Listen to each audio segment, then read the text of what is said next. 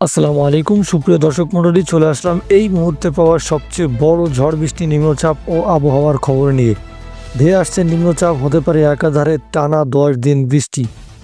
তো বন্ধুরা, চলুন জেনে নেই কেমন থাকবে 30শে জুন সোমবারের আবহাওয়া। আপনি কোন জেলা থেকে আমাদের ভিডিওটি দেখছেন এবং আপনার এলাকার অবস্থা এখন কেমন, সেটা অবশ্যই কমেন্ট করে জানাবেন।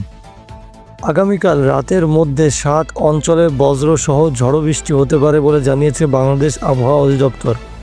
এসব অঞ্চলে সর্বোচ্চ 60 কিলোমিটার বেগে ঝড় হতে পারে বলে জানিয়েছে সংস্থাটি। আবহাওয়া অফিস জানায়, খুলনা, বরিশাল, পটুয়াখালী, নোয়াখালী, কুমিল্লা, চট্টগ্রাম এবং কক্সবাজার অঞ্চলের ওপর দিয়ে দক্ষিণ পূর্ব দিক থেকে ঘন্টায় 45 থেকে 60 কিলোমিটার বেগে অস্থায়ীভাবে দমকা ঝড়ো হাওয়া সহ বৃষ্টি, বজ্রসহ বৃষ্টি হতে পারে। এসব এলাকার নদীবন্দরগুলোকে 1 নম্বর সতর্কতা সংকেত দেখাতে বলা হয়েছে।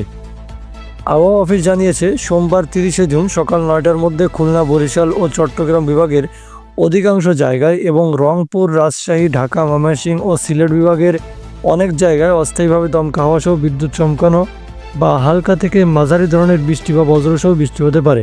সেই সঙ্গে খুলনা, বরিশাল ও চট্টগ্রাম বিভাগের কোথাও কোথাও মাঝারি ধরনের ভারী থেকে ভারী বর্ষণ হতে পারে।